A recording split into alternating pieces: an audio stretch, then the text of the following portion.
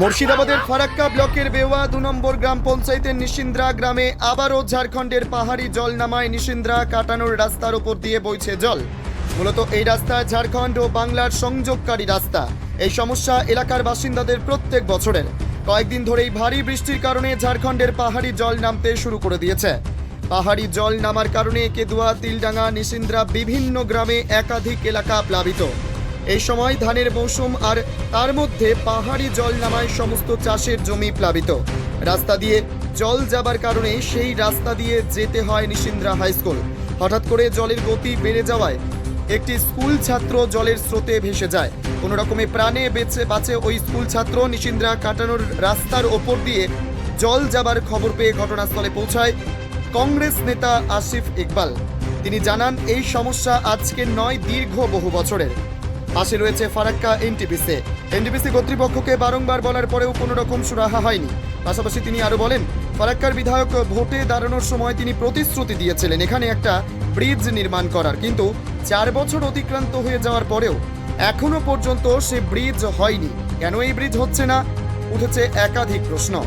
খবর পেয়ে ঘটনাস্থলে পৌঁছায় ফারাক্কার প্রাক্তন বিধায়ক তথা রাজ্য তৃণমূল কংগ্রেসের সহসভাপতি মইনুল হক।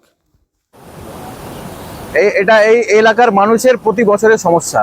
আমরা দীর্ঘদিন ধরে দাবি তুলছি যে এই স্রোত দেখতে পাচ্ছেন, এইটা জল নিকাশি আমাদের ওই পারে যে যতগুলো গ্রাম আছে, ধান চাষের জমি, সেখানে পাহাড়ি বন্যা আসে, সেখান থেকে জল যে পার হবে তার নিষ্কাশনের ব্যবস্থা নেই।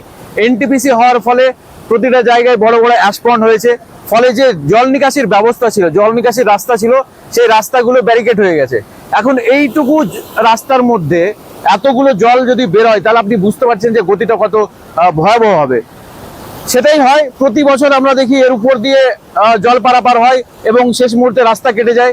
এবং এইভাবে এলাকার মানুষ, শুধু পশ্চিমবাংলা নয়, আপনি দেখতে পাবেন এটা হচ্ছে মূল রাস্তা ঝাড়খণ্ডে যাওয়ার, বেঙ্গল এবং ঝাড়খণ্ডের কানেক্টিং রাস্তা। এটা ব্যবসায়িক, ছাত্রছাত্রী, এলাকাবাসী, এইখান থেকে যারা নিশিন্দ্রা যাদের বাড়ি আছে, তাদেরকে প্রতিবার এর উপর দিয়ে এই প্রাণের ঝুঁকি নিয়ে রাস্তা পারাপার করতে হয়। আজকে কিছুক্ষণ আগেই এখানে একটা বাচ্চা ছেলে, স্কুল পড়ুয়া, স্কুল যেতে গিয়ে সে এই জলের গতিতে পড়ে যায় এবং কোনো রকমে সে নিজের প্রাণটা বাঁচিয়েছে। আমার প্রশ্ন হলো যে বিধায়ক সাহেব 2021 সালে যখন নির্বাচনে এসেছিলেন, তার কয়েকটা দাবি, গোটা 2-3 দাবির মধ্যে সব থেকে গুরুত্বপূর্ণ দাবি ছিল, তিনি বলেছিলেন যে আমি যদি বিধায়ক হই, এখানকার মানুষ যদি আমাকে বিধায়ক করে, তাহলে আমি সব থেকে প্রথমে যে কাজ করব সেটা হচ্ছে এই রাস্তার উপরে নিশিন্দ্রা কাটানের উপর একটা সেতু নির্মাণ করব। কিন্তু খুব আশ্চর্য কথা, খুব দুর্ভাগ্যের কথা, আজকে 4 বছর পেরিয়ে গেছে, উনি বিধায়ক হয়েছেন, না হয়েছে সেতু নির্মাণ, না ওনার কাছে কোনো বক্তব্য শুনতে হয় এই বিষয় নিয়ে। এবং পাশাপাশি আমি এটাও বলতে চাই, এই যে এনটিপিসি আপনারা দেখতে পাচ্ছেন পেছনেই এনটিপিসির জন্যই কিন্তু এই এলাকা মানুষেরা ক্ষতিগ্রস্ত। এনটিপিসির কাছে আমরা বারবার দাবি রেখেছি যে এই নিশিন্দ্রা কাটান আপনাদেরকে করে দিতে হবে, সিএসআর ফান্ড থেকে হোক, যেখান থেকে হোক, এই নিশিন্দ্রা কাটান করে দিতে হবে। কিন্তু বছরের পর বছর আমরা আন্দোলন করেছি, আমরা বারংবার মিটিং এ বসেছি।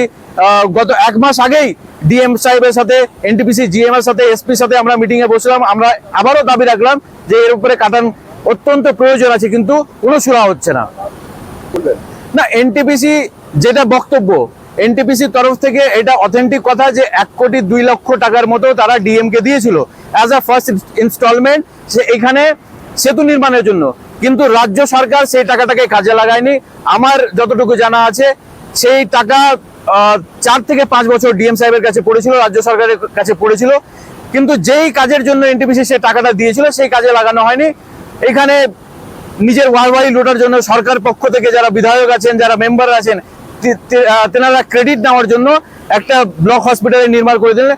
সেই ব্লক হসপিটালেও কি ব্যবস্থা আছে আপনি গেলেই দেখতে পাবেন। এটা তো আমরা প্রতি বছর দেখি। এখন জল যেভাবে বৃষ্টি হচ্ছে দিনের পর দিন, মাঠে আমি সকালেও দেখলাম যে পরিমাণ জল ছিল, 1 ঘন্টা প্লাবিত হয় এই পাহাড়ি জল নামে। তিলডাঙ্গা, কেদুয়া, ঘোড়াইপাড়া, ধর্মডাঙ্গা, একাধিক গ্রাম এবং ঝাড়খণ্ডের বেশ কিছুটা গ্রাম আছে যারা এই জলে প্রভাবিত হয়। নিশিন্দ্রা আছে, এখানে কেদুয়া আছে, চণ্ডীপুর আছে। বলতে পারেন যে ওপারে এসডাইকের ওপারে যে কটা গ্রাম আছে সব গ্রামে মোটামুটি বন্যা ঢুকে যায়। শিকারপুর থেকে নিয়ে ঝাড়খণ্ডের গ্রাম, আপনার নাম? আসিফ ইকবাল। টা মনে হয় হারিয়েছে। ওই সাইকেলটা আমি বাচ্চা ছেলে যেহেতু সাইকেল নিয়ে যাই, সাইকেলটা আমি বাচ্চা ছেলেটাকে কিনে দেবো। আর বাচ্চা ছেলেটা বেঁচে গেছে, ভালো থাকুক, ওনার বাড়িও আমি যাবো। আপনি তো জনগণের প্রতিনিধি, স্থানীয় তো মানুষ এই এলাকার সাংবাদিক হলো তো আকাশ থেকে আসেননি, চাঁদের দেশ থেকে আসেননি। জিগড়ি থেকে যেটা 14 কোটি টাকার কাজ কে করলো? এই যেখানে দাঁড়িয়ে কথা বলছেন 2 লক্ষ টাকার কাজ নিশিন্দ্রা পর্যন্ত কে করলো? আপনার চোরপুকুরিয়া থেকে করলো, পানীয় জলের ব্যবস্থা কে করলো? ব্লক স্বাস্থ্য কেন্দ্র কে করলো? চুরি ছিনতাই ডাকাতি উঠে গেছে, এগুলো শান্তি কে রাখলো? বিরোধীরা করতে পারবে না। অনেক দিন সবাই ছিল, এখন আমার 4 বছর 4 বছর হলো, এখন সব কিছু একসঙ্গে 100% চাইছে।